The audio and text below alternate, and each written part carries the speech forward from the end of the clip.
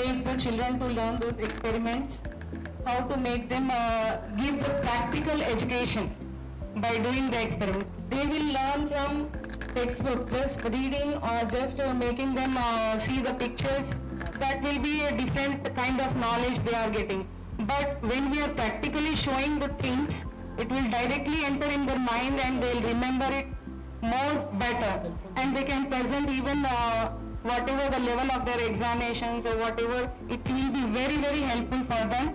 And this training which we underwent here, I am very thankful to our professors and all the people behind this program to teach, to make the teachers to develop first, and then they should teach their students in a well and very perfect manner. This is a place which has been rendering some very good service to the community, and then after having gone through that, I have been a student of science up to degree level. Thereafter I changed into arts and journalism, but then the basic interest in all these things, botany, chemistry, and thereafter I had geology.